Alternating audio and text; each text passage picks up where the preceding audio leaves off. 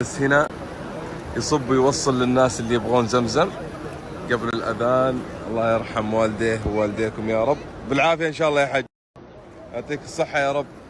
جالسين يوزعون هنا موية زمزم على الناس قبل أذان المغرب، وجباتهم أمامهم، الوجبات اللي أنتم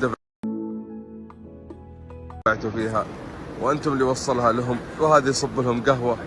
الأجواء والروحانية هنا ما يعلم بها إلا الله سبحانه وتعالى. الله يرزقك زيارة قريبة عظيمة للحرم يا رب، اللهم آمين، اللهم آمين يا رب. والناس هنا كيف مبسوطة، هذا يصب قهوة وهذا هنا يصب شاهي، الكل يرجو من الله الرحمة والمغفرة، وهذا بين يدي الله سبحانه وتعالى يدعو. الله يقول لي ما في أمانيهم وما في قلوبهم وما في خواطرهم كن فيكون يا رب العالمين، ويرزقنا وياكم من واسع فضله. جالس أفكر للأمانة الآن أقول يسرع الأيام، اليوم 12 رمضان والأيام جالسة تجري. من اللي سجل اسمه ما بين المحسنين والمعطين في هذا الشهر ولو كان بالقليل، ومن اللي حرم من هذا العطاء.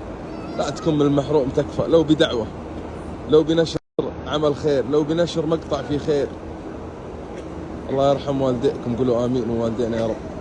كلينا الجديد 3 في 1.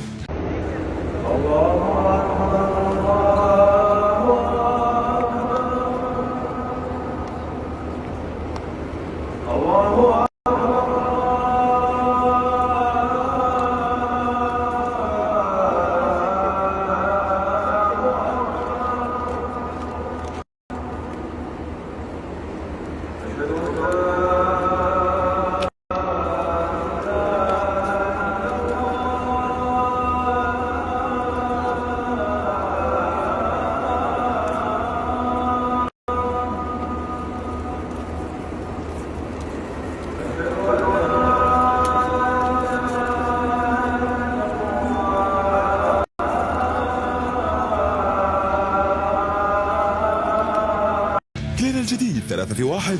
الحمد لله.